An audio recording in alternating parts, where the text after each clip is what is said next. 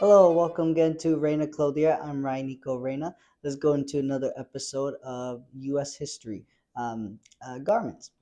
So today we are going to discuss Pat Morris Neff. He was born on 19 or November 26, 1871. He passed January 20th, 1952. Was an American politician, educator, and administrator, and the 28th governor of Texas from 1921 to 1925. Ninth president of Baylor's University from 1932 to 1947, and the 20th and 25th president of the Southern Baptist Convention from 1944 to 1946. He served as a Grand Master of Masons in Texas in 1946. He was born on his family ranch near the Eagle Springs community in Correll County, Texas, to Isabella Neff and her husband Noah. Pat Neff grew up on the Texas frontier and attended local schools. He graduated from McGregor High School. Received his bachelor's degree from Baylor University in Waco. He worked for the next 2 years teaching at Southwestern Academy in Magnolia, Arkansas, and to earn money to go to law school. Among his students with Harvey C. Couch, who would later become a successful entrepreneur in Arkansas. Upon returning to Texas, Neff studied and received his law degree from the University of Texas School of Law in Austin. There, he developed a close friendship with Tom Connolly and Morris Shepherd of Texas, who both became politicians and were later elected as U.S. senators from the state.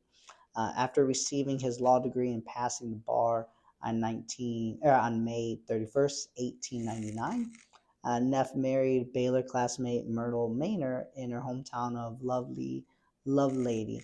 In 1901, they had a daughter whom they named Haley Mowdy, and they also had a son, Pat Neff Jr. Um, and as far as public office in Texas, Jeff joined the Democratic Party and entered politics, being elected in 1898 to the Texas House of Representatives, and serving from 1899 to 1905. He was elected to one term as Speaker. After returning to his law practice in Waco, Neff served for 6 years as a assistant county attorney and then as county attorney for McLennan County.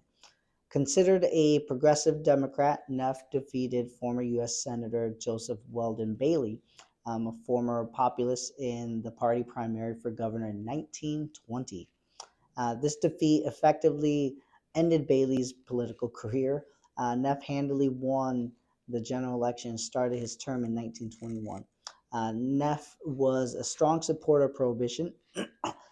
He was instrumental in the development of the Texas State Parks Board.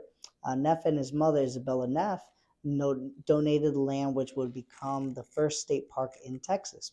It was named Mother Neff State Park. During the resurgence of the Ku Klux Klan during his administration, Jeff was criticized for not taking a stronger stance. Neff is notable for his pardon of folk singer Lead Belly in his last days as governor. Neff was reelected in 1922, but did not seek a third term in 1924. At the time, it was understood that no governor should run a third term, although Texas did not have official term limits for the office.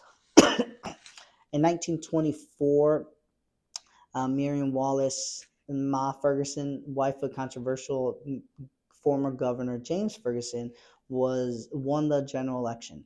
The Republican nominee George Budde, an American jurist who had openly opposed James Ferguson's line of veto of the 1917 University of Texas Appropriations Bill, had a stronger than usual showing. Many voters crossed party lines to vote for him, as they were unhappy with the corruption associated with Pa Ferguson.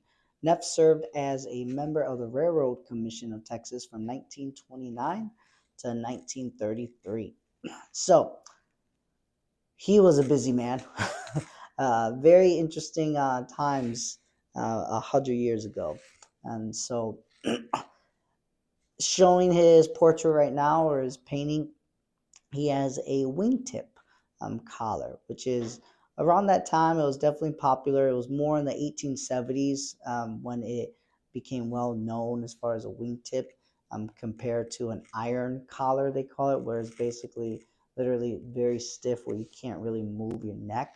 And with the wingtip, it gave you the feasibility to move and essentially literally look down at your feet, which was not common at the time for gentlemen of high status who wore those iron collars, which is literally very very stiff, so you can't really move too much. So having that wingtip is definitely appropriate.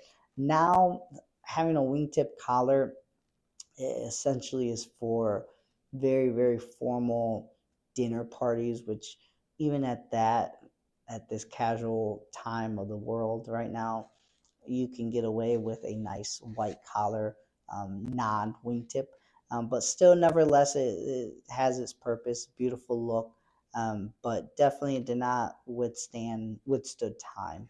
Um, Beautiful look, regardless.